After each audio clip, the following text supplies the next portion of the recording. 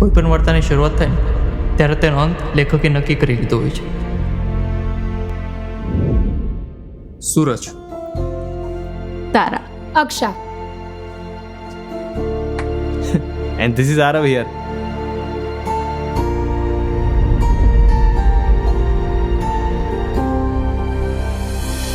પ્રેમમાં તો લપસી જ ગયો છું ને ભાઈ. અને આમ પણ અક્ષા જીવનમાં આવીને પછી લાઈફમાં બધું અલગ જ ફીલ થાય છે. યાર, મને તો કંઈ નથી સમજાતું. ચાલી શું રહ્યું છે લાઈફમાં? પણ સુરત સામે આવે ને ત્યારે આમ અંદર કંઈક થવા લાગે છે. તમે પણ કોઈ વાર્તા અધૂરી રાખવામાં માહિર છો.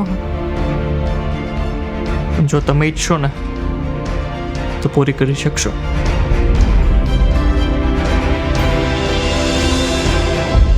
મારી માટે છે ને પૈસા કરતાં વધારે મહત્વના છે આ સંબંધો. મારી લાઈફમાં ચીનુ કાકા અને સુરત તો હતા જ, ને હવે તું પણ છે. યાર, મારા માટે શું સારું અને શું ખરાબ એ મારા સિવાય બીજું કોણ નક્કી કરશે? હવે અક્ષા વિશે એક પણ શબ્દ ના બોલતા, નહીતર હું નાના મોટાનો ભેદ ભૂલી જઈશ. કહી દઉં છું તમને.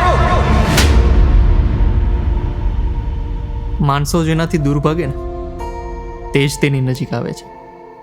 એટલે એટલું પણ દૂર ના જવું કે જેનાથી દૂર ગયા છો તેના વગર ચાલતું ના હોય.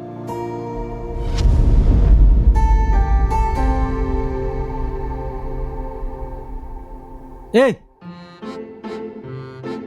હું તને ગેંડા જેવો લાગુ છું? નર કે માદા?